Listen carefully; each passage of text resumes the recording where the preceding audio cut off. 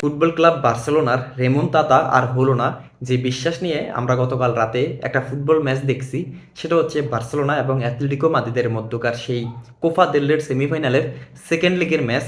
First লেগে যেখানে Atletico মাদ্রিদের মেট্রোপলিটানো স্টেডিয়ামে বার্সেলোনা 4টা গোল খেয়ে আসছে, হিউমিলেট হইতে হয়েছে। এরপরে বার্সেলোনার সমর্থকরা, বার্সেলোনার সব ফ্যান্সরা সবাই ফুটবল টিমের ইভেন যেই একটা ছোটো থেকে ছোটো যে স্টাফ আছে সবাই পর্যন্ত ভরসা রাখছে বার্সেলোনা এই ম্যাচ কামব্যাক করবে, বার্সেলোনা এই ম্যাচ তো জিতবেই। মানে হচ্ছে অ্যাথলেটিকো মাদ্রিদের মতো একটা টিমের বিপক্ষে বার্সেলোনা ক্যাম্প নুতে নামবে, ওই বিশ্বাস আমাদের সবার ভিতরে চলে আসছে। বিশ্বাসের উপরে কোনো কিছু নেই, আমাদেরকে সে আশা ভরসা দেওয়া হয়েছে। এই হ্যান্সি ফ্লিক বা টিম কেউ বলে না আমরা কামব্যাক করতেছি, হ্যাঁ বলছে আমরা কামব্যাক করবো, আমরা ভালো খেলবো, সবাই বলে, কিন্তু প্লেয়াররা অত বিশ্বাস করে নিছে এই টিমের পক্ষে সম্ভব। একটা স্বস্তির নিঃশ্বাস নেওয়া এটা কত বড় পাওয়া, সেটা গতকাল রাতে বার্সেলোনার সাথে এবং অ্যাথলেটিকো মাদ্রিদের এই ব্লকবাস্টার ম্যাচ দেখার পরে বুঝতে পারছি। পেদ্রি মাটিতে লুটাই পড়ছেন, যেটা যেমন সে লুটাই পড়ছে ইন্টার মিলানের বিপক্ষে সেই চ্যাম্পিয়ন্স লিগের সেমিফাইনাল সেকেন্ড লেগের ম্যাচ, নিজের সবটুকু উজাগার করে দিছে। আপনার কি মনে হয় যে পেদ্রি গঞ্জালেস এখন কোনো একটা স্টার বয় প্লেয়ার? পেদ্রি লিজেন্ডের কাতারে আগাইতেছে। গতকাল রাত্রে পেদ্রি যে পারফরমেন্স করছে, তাতে করে যে কোনো কেউ বলতে বাধ্য এই পেদ্রি কোনো নর্মাল প্লেয়ার না। এই পেদ্রি ফিট থেকে মাঠে খেলবেন, এই পেদ্রি আউট অফ 8 প্রতি ম্যাচে ওভারঅল রেটিং পেদ্রির থাকে।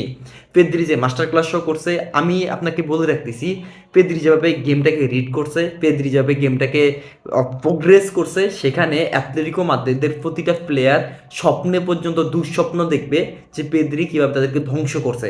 আপনি সেই দুঃস্বপ্ন দিতে পারছেন অ্যাথলেটিকো মাদ্রিদের প্লেয়ারকে। লামিন ইয়ামাল 14টা ড্রিবল কমপ্লিট করছে, 14টা ড্রিবল কমপ্লিট মেসি কোনো ম্যাচে পারে নাই। মেসি জানি না কত 10+ নাকি কত অ্যাসিস্ট ড্রিবলিং মেসি করছে, একটা অ্যাসিস্ট করছে, এরকম ম্যাচ আছে, কিন্তু সেখানে লামিন ইয়ামাল 1 বছরের ভিতরে 2বার এই পারফরমেন্স দিছে যে 10+ ড্রিবলিং এবং অ্যাসিস্ট, সেখানে এই ম্যাচে 14টা সফল ড্রিবলিং। লামিন ইয়ামালকে একটা বারের জন্য আটকাইতে পারেন নাই।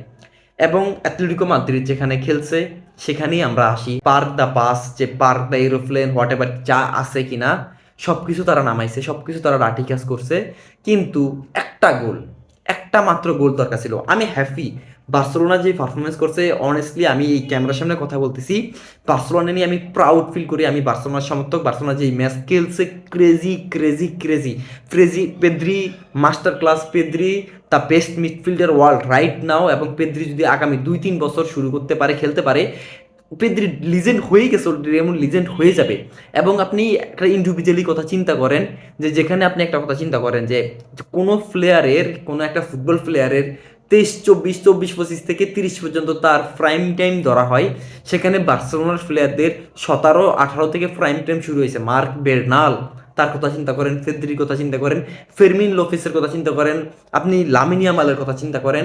আপনি কাউরে ইগনোর করতে পারবেন না, আপনি আপনার বিশ্বাসকে কখনো ইগনোর করতে পারবেন না, না আপনি আপনার সত্তাকে ইগনোর করতে পারবেন। বার্সেলোনা আপনাকে ওইটাই আজকে প্রমাণ করছে ম্যাচের ভিতরে, যে না, বিশ্বাসের কোনো কমতি নেই, হোপ কোনো কমতি নেই। বার্সেলোনা যেই ম্যাচ খেলছে তাতে করে ক্লান্তির কোনো জায়গা নেই। 90 মিনিট বার্সেলোনা যেভাবে খেলে গেছেন, চ্যাম্পিয়ন্স লিগে ভালো করার কথা সব কিছুই।